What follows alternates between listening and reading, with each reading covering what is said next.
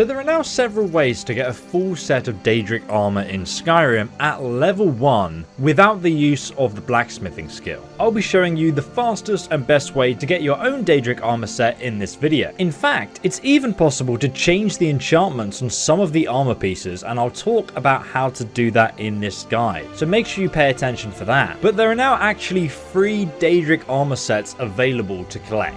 Firstly, we have the original Daedric armor set, which you can get in every version of Skyrim. And secondly, we have the new heavy Daedric plate armor set, and also the Daedric mail light armor set added by Skyrim Anniversary Edition. So you may now be wondering which one of these 3 armor sets is the definitive best Daedric armor set in Skyrim. Let's take a look before we go and find them. Firstly, we have the original Daedric armor set, which has a base armor rating of 108. Secondly, we have the alternative Daedric plate armor, which is actually even better with a base armor rating of 112. It's also much easier to obtain than the original Daedric armor. Let me know in the comments though if you actually think it looks better. But first, a challenge. Do you think I can actually cook the food to look like this picture from today's sponsor, HelloFresh, a brand I've actually been using personally for a long time now. HelloFresh has tons of recipes to pick from quick and easy to vegetarian, low calorie, or the meaty choices. Then it's delivered straight to your door. You don't need to go shopping or have any social interactions with other people. Ugh. And the instructions are really easy to follow, and I've ended up trying so many new things like making my own plum sauce from scratch and actually knowing what goes into my food. We used to have a lot of waste buying in bulk for only 2 people, but now we don't have any, and it's just taken the stress out of trying to find new meals and ingredients each week, and it actually tastes good. It honestly couldn't be a better time to try it out for yourself, because they've given me a really good offer if you use my link in the description below. Also, as if that wasn't good enough, this heavy Daedric plate armor is also fully enchanted when you get it at level 1, with the helmet increasing your health by a staggering 50 points, which is more than any other item in the game that you can get pre-enchanted. Especially at level 1, it literally gives you 50% more health, while the Daedric chest armor makes your illusion spells cost 20% less to cast. Now, this is much less useful for a warrior build, but you still get that incredible armor value, so does it really matter? Now, the other 2 parts of this armor set, being the boots and gauntlets, will actually be randomly enchanted, meaning it's actually possible to keep resetting them so you get a desirable enchantment for that playthrough. I'll talk more about how to do that during the actual guide. And then thirdly, we have the rather weird Daedric light armor. Now, this is technically the best light armor in the game, which will confuse you since the armor set is not actually complete. It includes light Daedric mail, the boots, and then the gauntlets, but no helmet. So you actually have to use the heavy Daedric helmet. It still counts towards the custom fit and matching set bonus perks in the light armor skill tree, but the helmet is actually still heavy armor, which means you'll also be accidentally leveling both your heavy armor skill and your light armor skill if you use this armor set. Now, if you're trying to min-max your Skyrim build, that may annoy you. However, the total base armor rating is 72 without the heavy armor helmet, but 95 with it, making it the strongest light armor in the game, but also very conflicting at the same time. So starting out, let me show you how to get the heavy Daedric plate armor. So in order to get the Daedric plate armor at level 1, you're going to want to continue from Riverwood to Whiterun, and then come to Dragonreach Castle here on the map.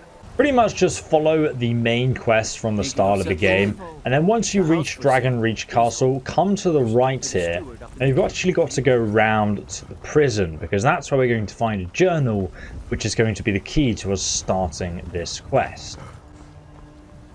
Once you enter Whiterun Dungeon, just come through into the prison area, and on this table just here, you're going to find a book, Death of the Crimson Dirk. Now, the story itself suggests that Edward, one of the Crimson Dirk bandits, is actually still alive, and his grave is actually fake. So we need to now go and investigate his grave to see if it's real. If you want the full story, you can read the Crimson Dirks Volume 3 as well. So let's go and head outside and fast travel over to Falkreath. Now, if we take a look on the map, Falkreath is located all the way down here southwest from Whiterun just here on the map.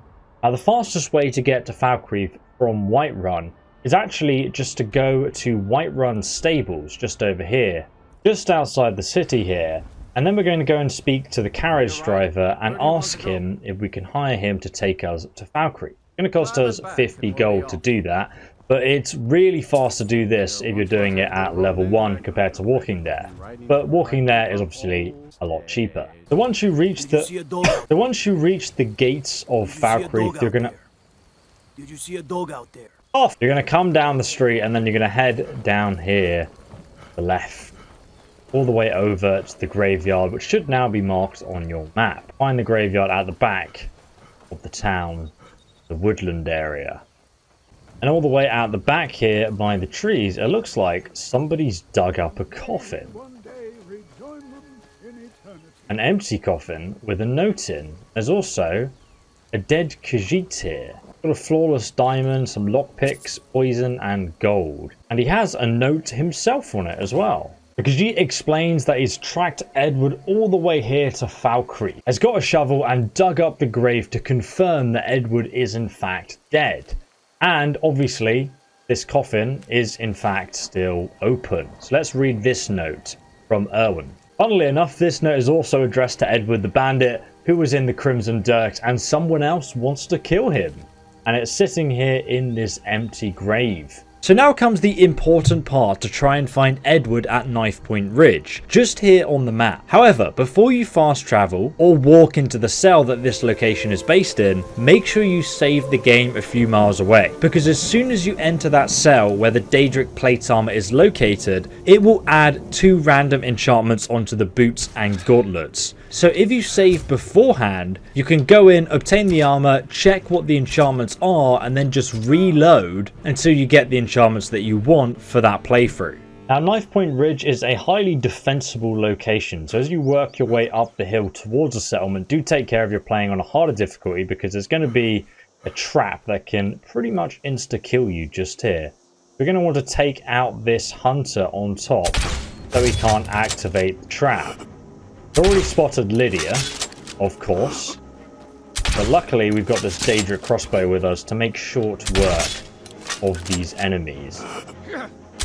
Don't worry, Lydia, I've got your back. If you guys want to get this crossbow, it's possible to get it at level 1 as well. Yeah, Rex son. Now there's a lot of low-level bandits. Oh my god, he's actually killed the bandit plunder leader with that trap. I can't believe it. I cannot believe our luck. Take out this dude. Bandits highwayman. Most of these bandits are very weakly armored, so you shouldn't have much of an issue taking them out easily. But the bounty hunter is the man we need to take out here, which Lydia's already having a go at. He's not too difficult to actually kill, but he does hit very hard and have very good armor, so you can obviously turn down the difficulty if you're struggling with him, but obviously Lydia isn't having too much difficulty countering him with that really slow swinging axe. Finish him! Fantastic. So now we can retrieve the bounty hunter's armor. Let's go ahead and search him. He's also got a note. It turns out Edward the Breton actually drunk some wine that made him look like he was dead, and then he was buried in Falkreath and then dug up later and obviously then reburied. And he gave his armor to this bounty hunter who stupidly is still wearing it, and now we've hunted down what would be the wrong man, and Edward the Breton still lives to this day probably and has escaped. Now we have the important bit, which is the armor set. We have the chest piece and the helmet, which have the same enchantment on, and then we have the gauntlets and the boot, where it is muffled and moves silently. That is one of the best enchantments you can get on heavy armored boots if you're playing a stealthy character in heavy armor. It is possible, and obviously the gauntlets doing 30% more damage one-handed attacks is insanely good. So let's go ahead and grab all of this armor And now we have completed the quest Beyond the Grave. Now, as soon as you pick up this armor set, you'll also unlock the ability to craft it, but you'll need level 90 smithing in order to actually do that. But after you've obtained the Daedric smithing perk, you can craft this armor set yourself and enchant it however you like. If you also want to get the original Daedric armor and the Daedric light armor, I'll link my guides on how to get those in the description below.